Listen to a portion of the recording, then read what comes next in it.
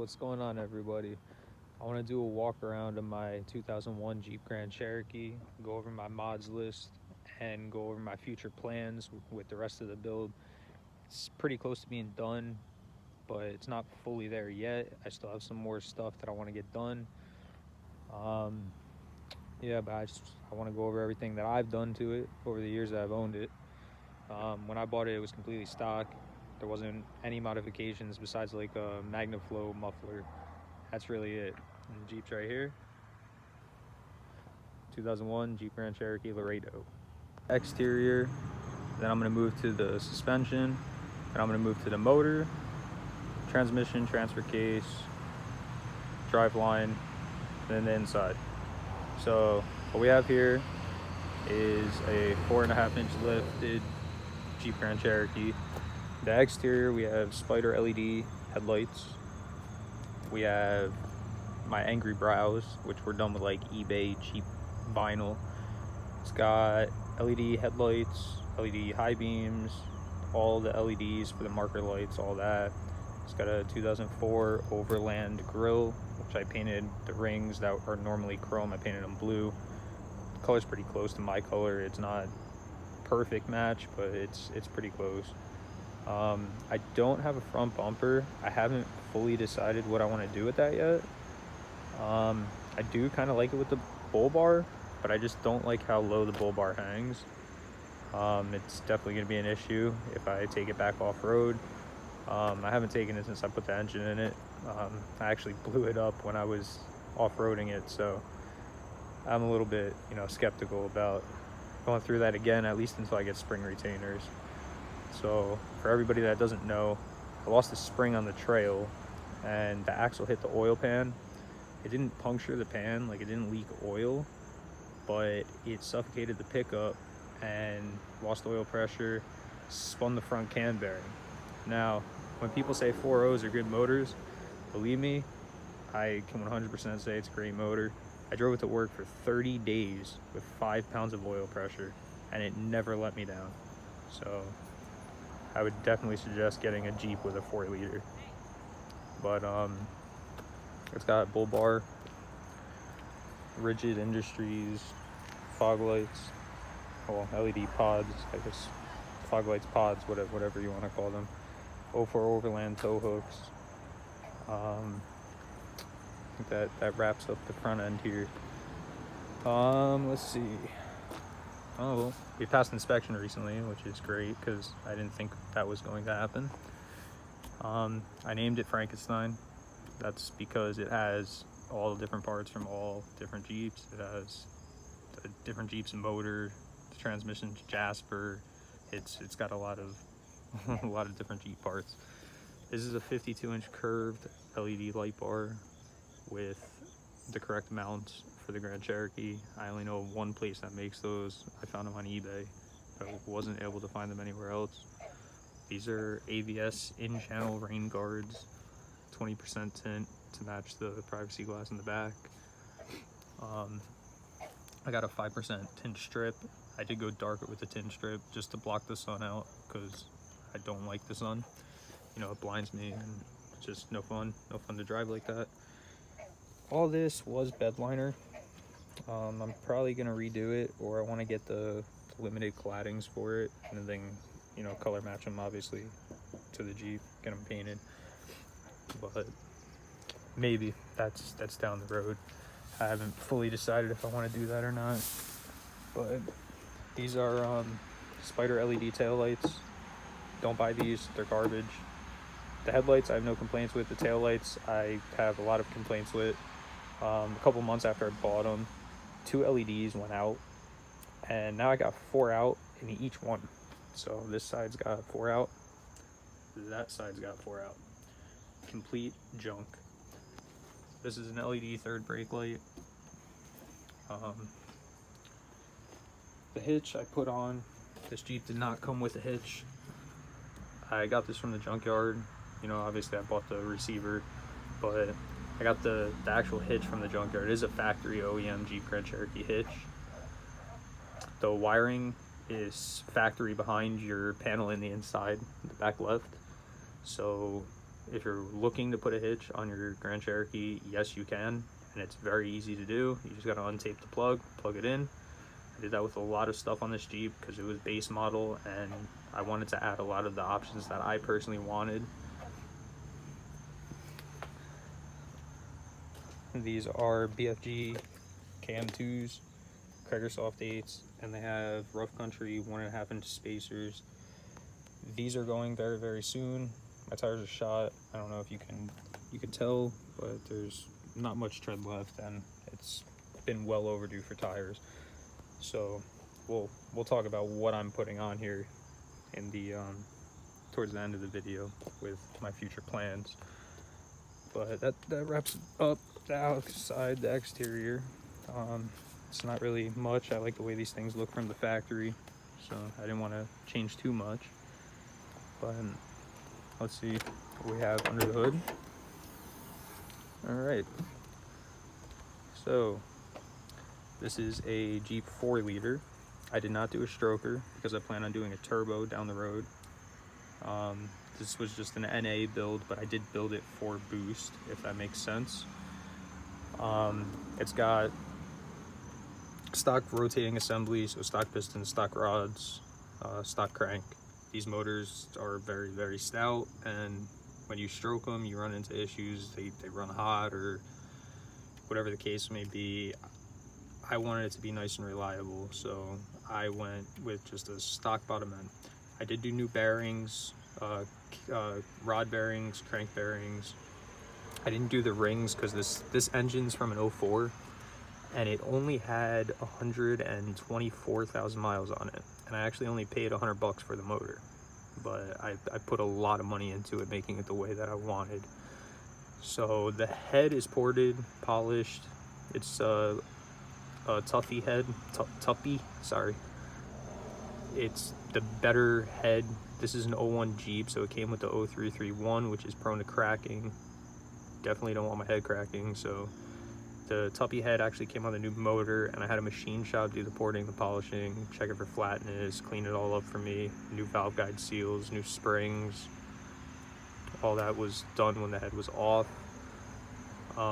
This is I think it's a RX valve cover. It's an aluminum valve cover, and it's got the nice heat sink like the old Renex is. I really like this valve cover. Unfortunately, it only came in like red, yellow, and black, and I wanted blue, so I bought the red one. I was like, oh, maybe the red would look, okay. Well, I didn't like it, so I decided to paint it blue. So that's my paint job over there. It's not the best, but I mean, it gets the job done. It has Harlan Sharp 1:7 ratio roller rockers, which, believe it or not, they do make a pretty significant difference above like 4,000 RPMs. It doesn't fall on its face anymore. It kind of just keeps climbing higher and higher. It has a high flow oil pump in the pan, so cold it has like almost 80 pounds of oil pressure. It's definitely very, very healthy. This is a eBay oil catch can, and these are silicone hoses. Obviously they're blue. I don't really have any complaints with the catch can, except for maybe the mount. The mount's kind of junk. It's really flimsy and it likes to move around a lot, but I mean, it hasn't fallen off, so it definitely works. This has a Super Chips tuner on it. It's got a toe tune in it right now. I usually leave that because it changes your shift points. I used to have a really big system in here. I currently only have the interior speakers amped, and I have no subwoofers in here. I put them in my daily driver, and I don't really listen to music in this thing. I like to kind of hear what's going on, make sure we're not going to run into any issues. This is an Optima yellow top battery. I've had it for maybe 4 or 5 years. I'm probably due for a new one, but it still starts the Jeep fine, so there's no point to, change it out just yet. It has a high flow water pump. I think the brand's Flow Cooler for the pump. 180 thermostat. Now, the power steering pump is from a 4.7 high output. The 4.7s have the fan running off the power steering pump. So what you do is you get a 4.7 pump because it pumps more volume, so it spins bigger tires easier when you're not moving. you cap the line for the fan, and it literally is a direct bolt on, but it puts out about 400 more GPM is what I believe it is. So this is definitely a nice upgrade, especially if you need a power steering pump. You can make it work. It does take a little bit of modification, but nothing too crazy. This is a DEI fuel rail heat sink kit. You definitely want this on a 4-liter. They get hot start misfires, and ever since I put this on, I've had 0 hot start misfires. Definitely spend the money. It's like 60 bucks. It was 100% worth it. I have no complaints. It has Bosch 4-hole upgrade fuel injectors, 62mm bored throttle body, K&N intake. I have the intake air temp sensor moved from the manifold down there to here, so it reads actual outside air, which honestly, I don't know if it really makes a difference, but people say it does. I personally didn't notice anything. Just in the winter, you get a little bit worse gas mileage because it runs a little bit richer, which for my mods and upgrades, it's probably a better idea that it does run richer, so that's another reason why I haven't moved. The manifold is ported, the intake manifold. The filter I swapped out for Spectra. K&N filters are garbage if you off-road. Do not use them. They allow a lot of dirt in. This is a 3-core aluminum radiator.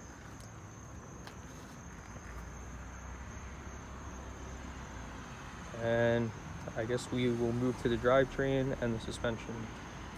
Okay, so one other thing I forgot are these are Doug Thorley ceramic coated headers, and I have MagnaFlow high flow cats, and it goes back to a Flowmaster Flow FX muffler with a turn down. All right, I'm gonna move on to the transmission and the driveline. This is a B&M transmission cooler. You can also use it for power steering cooler. I don't really see a need for a power steering cooler.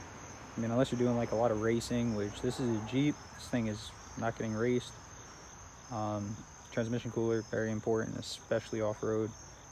Keep your transmission cool, because these 42 REs are not the best. So this has a Jasper remanufactured transmission in it. I know it's really hard to see under here, just bear with me. So Jasper transmission, it's got about 100,000 miles on it. I bought the Jeep with it in there. The 242T case I rebuilt, and I added a slip yoke eliminator from Iron Rock Off-Road. It has a Tom Woods custom length drive shaft. The axles are re-geared to 456 and fully rebuilt. They have the stock Vari-Lock carriers in them, which do still work with 33s, if anybody's wondering. I didn't upgrade much in the axles. It's not really a need to. If I ever have to do that, I'll axle swap it. But the 456 gears have made a huge difference. I tow my quad around with this thing now, and it's a lot better. The brakes are, it's gonna be hard to see. Brakes are power stop, drilled and slotted. They're the Street Warrior Z26 kit. It has Kevin's Off-Road stainless steel braided lines front and back. The suspension is Rusty's Off-Road 4.5-inch springs, Rough Country long arms front and back, Bilstein 3100 shocks, sway bar quick disconnects.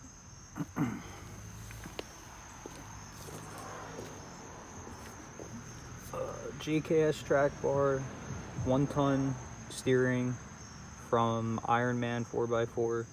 I highly recommend them. They were extremely good to me. They sent me the wrong tie rod link for the pitman arm up top, and instead of asking even for the wrong one back, they sent me out a new one, no questions asked, no charge. They told me keep the other one because I can use it as a spare for these ones down here. I highly recommend doing business with them. They are extremely good company. The steering stabilizer mount is also through them. It's an Ironman 4x4, 1-ton steering stabilizer, and it's a Rough Country steering stabilizer. The axle bushings, I plan on upgrading. I'll talk more about that at the end of the video, my future modifications that I want to do. Also, the rear suspension, I plan on doing a 4-link just because I have clunks going on, and I just want to do away with that triangle that they put on these things from the factory. They're junk, they make noise, they wear out. I think it's a very poor design. I honestly feel like it shouldn't even be on here. You know, I kind of wish they did it more like a ZJ, but they didn't, so there's nothing I can really do about that, at least at the moment. The rear sway bar is an ACO. I think it's 1 1/4. It came with polyurethane bushings. The sway bar links came with my lift for the back. The ACO sway bar is, even on a stock Grand Cherokee, is a huge upgrade. It makes significant difference with handling, so definitely I would recommend doing a sway bar. The stock sway bar on these things is so thin and flimsy, they're just honestly garbage, and they just, especially with a lift, they want to wander everywhere. So that'll take care of all that. All right, let's move to the inside here. Don't mind my my Dunkin' Donuts over there. So I painted my dash for starters. It had factory aluminum, but I figured why not paint it. This head unit's garbage. Plan on doing a different one. It's a flip out. It's Jensen, and it's the biggest pile of shit I've ever used. Like I said, this Jeep was base model, so it did not have leather interior. I put that in. Again, all the plugs are there. All you gotta do is just plug everything in. It had manual seats. It now has electric. As you can see, they work just as they should. They're also heated. Factory buttons, everything is there, like I said. This had the smoker's option, so I put the non-smoker's option, so I have the cubby, and I put a 2-amp charger in this side, and that side's still a regular cigarette lighter. It's got 04 Overland center console lid, which is actually real leather wrapped from what I've been told. Correct me if I'm wrong with that. The interior speakers are all upgraded. The front's Alpine type S's, and the back is Kicker Comp R's, and they're amped by a 1,000-watt amp, but it's turned way down because you'll destroy your speakers with 1,000 watts. I also added the automatic headlight feature, automatic rear view, mirror dimming. These mirrors are also automatic rear or automatic dimming. What else do I have? I have obviously LED lights throughout the whole thing. I'm pretty sure everybody does that. These are my switches for my roof light and everything, you know, my LED light bar. That's the only one that does anything. I used to have them all hooked up, but I took stuff off over the years. I wanted a more clean look on the outside. I didn't want all those lights everywhere.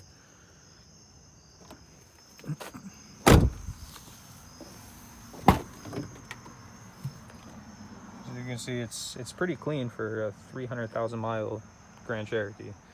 It's definitely pretty clean. And I grabbed the tonneau cover from the junkyard.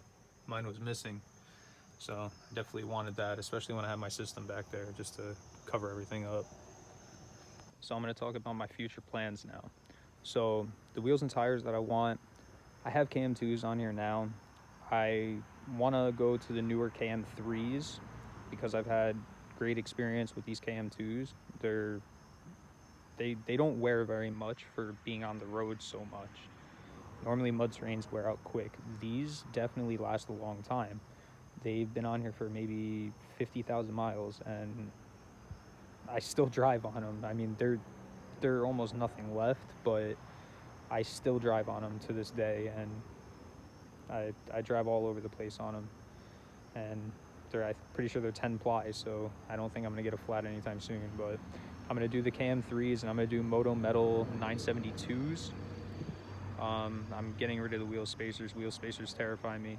I only have them because my wheels don't clear my tie rods. I need a bigger rim because these are 15-inch wheels, and they hit the tie rod.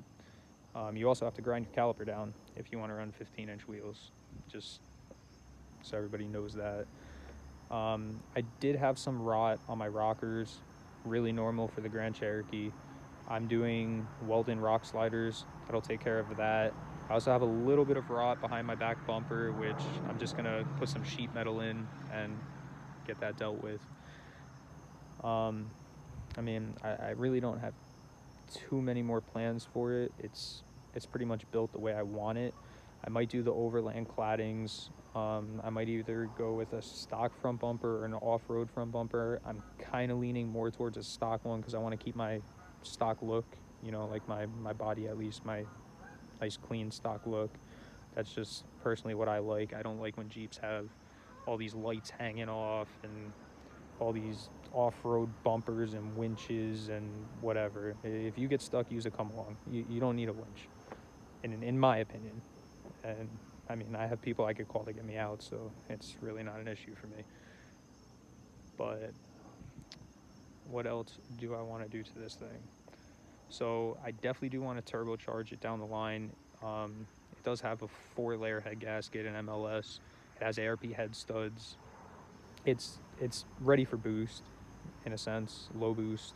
Still got stock rotating assembly, so I'm not going to go crazy. Maybe do 8 to 10 pounds. If I do that, I'm going to put it right out the hood, so it's going to be hood stacked.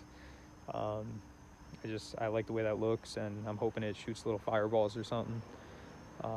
If I ever have a transmission problem, I do want to AX15 swap it from a Cherokee, and I'll use the pedals and everything from the Cherokee.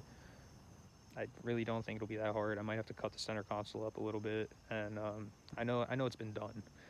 There's not much info on it, but it's been done, and I'm sure I'm capable of figuring it out. You know, I just do it step by step. This ain't my everyday car, so it's fine if it sits for months at a time. It really doesn't bother me. But other than that, I mean, I really don't have much more that I personally want to get done. I want to do the 4-link in the back, and that's like my next priority that I want to get done, besides my wheels and tires. But I've owned it for 7 years, and it's been a great vehicle. I used to daily drive it when I had my my '98 Mustang Cobra, and it's let me down. I'm not gonna lie to you, it has definitely let me down. These things are notorious for crank sensor problems, but if you get an OEM crank sensor from Mopar, you shouldn't have too many issues. I kept putting AutoZone, Advanced Auto Parts brands, crank sensors in here, and they were going bad like every couple months, and it was terrible. It got to a point where I kept the tools in the Jeep to change the crank sensor. It was that bad. So if you have a crank sensor problem, just know Mopar only. You will thank me later. Just only a Mopar sensor for that.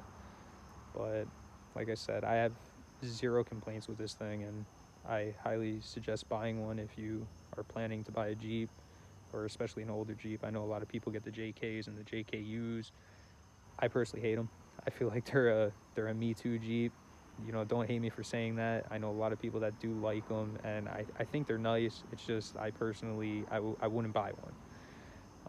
I'd rather go pick one of these up for $500 to $1,000, and you could find a mint condition one for like $2,000 if you're going with a 4-liter.